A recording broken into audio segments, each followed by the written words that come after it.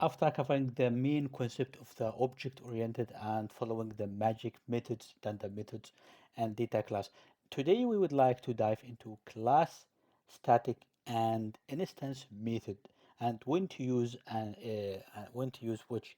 So let me just jump to the Jupyter notebook, and here we would like to let's see. The distinguish between class, static, instance methods. So as you can see here, the methods, let's just start with methods types. We have in Python, we have three types of methods. An instance method, which is the most, let's say, common type.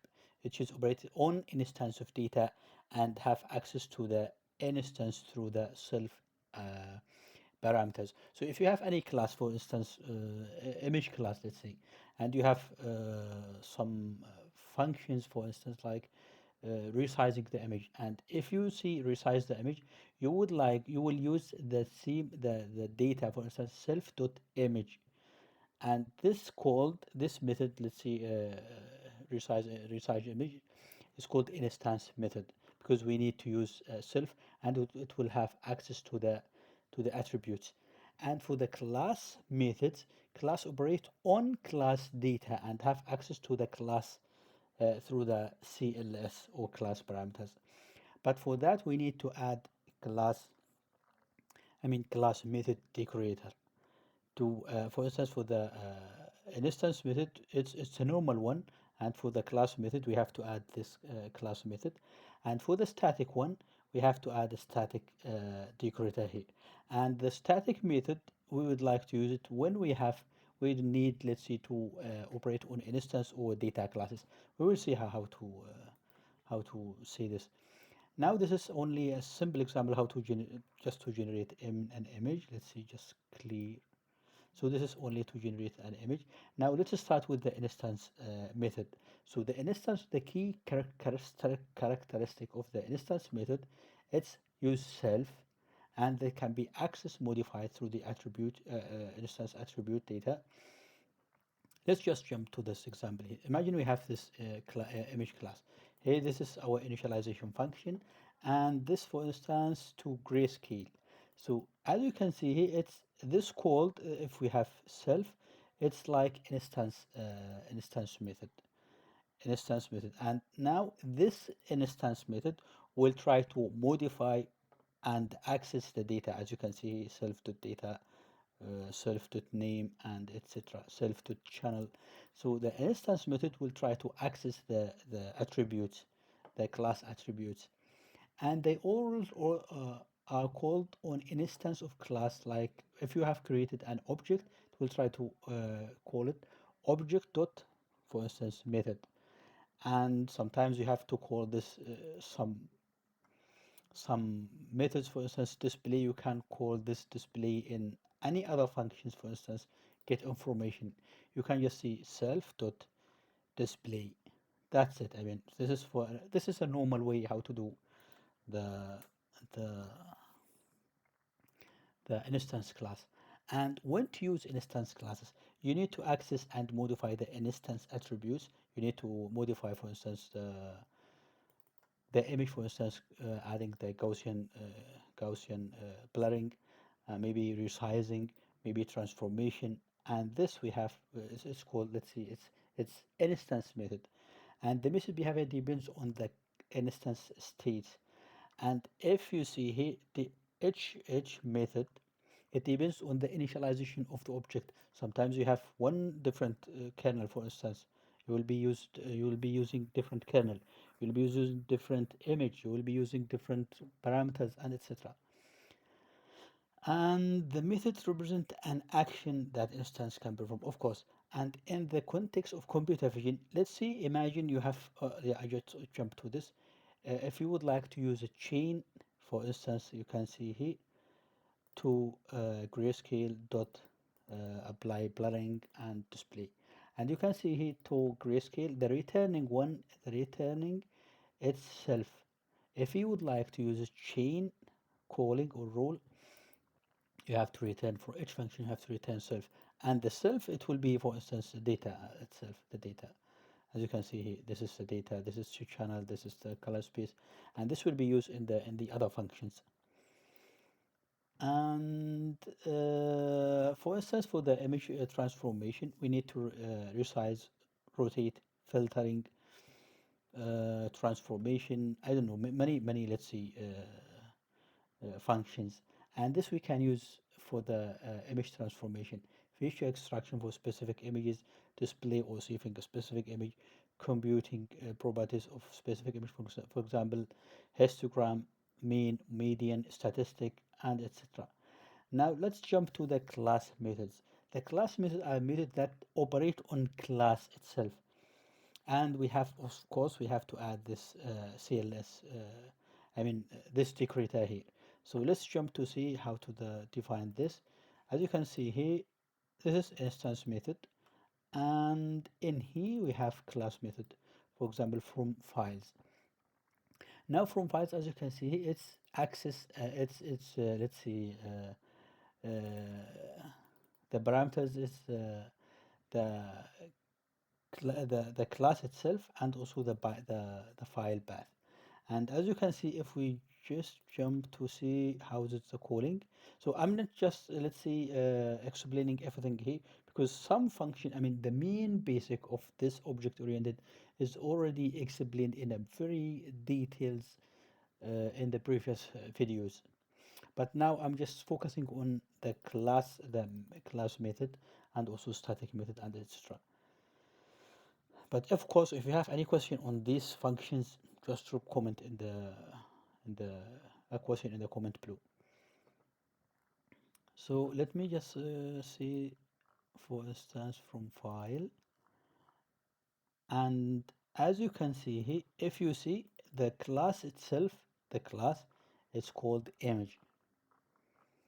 This is the class image, and if you would like to use the class method, you can use it, the class name dot the file, for example, the class method, for instance, say image dot class method, and also the image file. Now it will try to get information of this get information of this instance.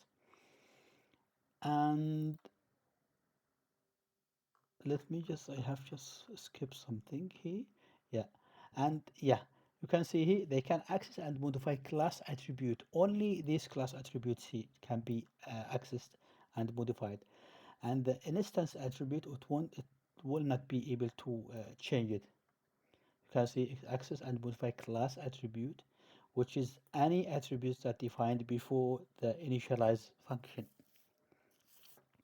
They can't access the instance attribute directly unless instance is passed as an argument. And you can see it's if you would like to use the class instance, it's you have to use class dot method, or maybe creating this, as you can see here, creating this object here as an instance, and you can now call the functions of the other functions, the instance method. And the next one, let's see, this is name only refactoring. So the next one, I mean, why we need to use a class method? We need to create, let's say, a factory methods that return instance of the classes. So this one here is refactoring the class, and you can see it's providing the descriptive name of a different ways of creating instance. They are performing validation and pre-processing before creating the instance. For instance, let's see from file here. So let's check if the file format is supported. I mean, this is, let's see, it's a normal methods, but it's a big. I just copied from the project.